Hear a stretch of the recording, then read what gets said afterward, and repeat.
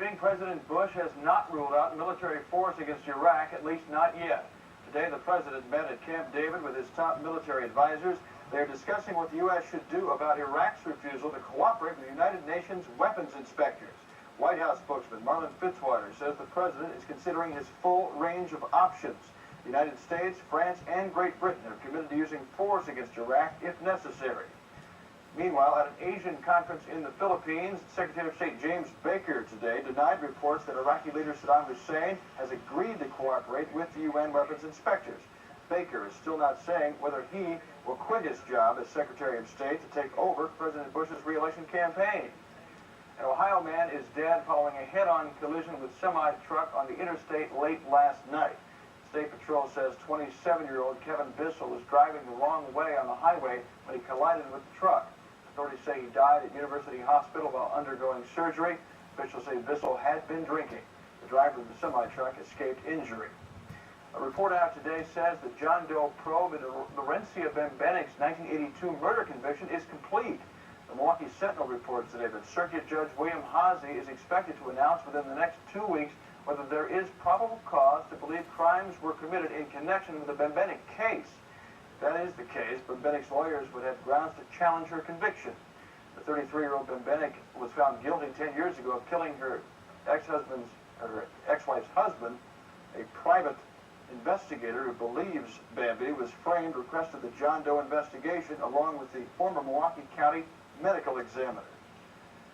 These days, the cost for making even basic home repairs isn't cheap, but there's one Madison agency helping families of lower income make those improvements a little more affordable.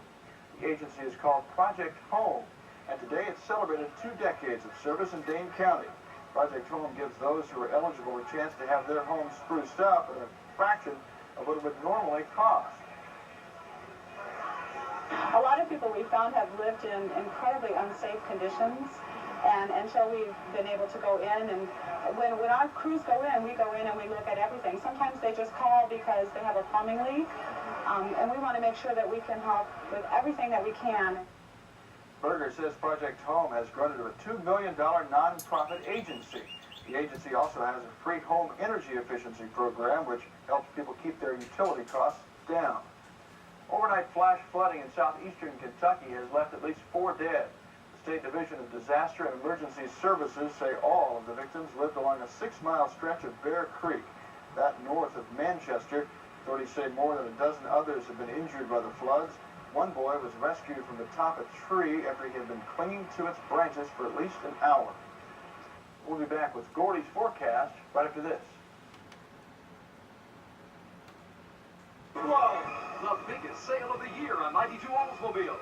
Achieve new heights in style and performance and save big with $750 cash back on the all-new Achieva. Get supreme driving pleasure and $1,000 cash back on the popular 92 Olds Supreme. It doesn't get any bigger than the big one. I'm now at your new generation Olds dealer. Aaron's, Madison, Trenton, Portage, Stark, Stoughton, Ballard, Sauk City, Pioneer, Lancaster. A quick look at this evening's weather. Cloudy night, a muggy night, a foggy night in southern Wisconsin. You can see some showers to the west of us and south of us in Iowa and also Illinois and into Indiana, Kentucky, into the Ohio Valley. But for us, mainly just cloudiness all over the state. Look at the radar. There is a severe thunderstorm watch in effect till about 11 p.m. tonight for parts of Nebraska, Kansas, Missouri, and Iowa. And you can see the showers showing up there in Iowa and Illinois and Indiana. Not much showing up on radar here for Wisconsin. Take a look at the forecast map for tomorrow. We think a cold front is going to slowly move down from the northern part of the state. A few showers out that direction. Also some showers to the south of us. But high pressure is going to start building in. That's going to mean partly sunny skies. A warmer day on tap for tomorrow. Let's take a look at the forecast details again for tonight. Cloudy, foggy, a 70% chance for some light showers. Overnight low down to 65. And then for tomorrow, becoming partly sunny and a high around 78. The outlook for Monday, partly sunny and warmer with a high around 82. That's the way it looks for now. Mitch? Okay, Gordy, thank you very much. Gordy will be back with more weather as Craig Deshawn will have sports later, followed by a complete report on 15 News at 11. See you then.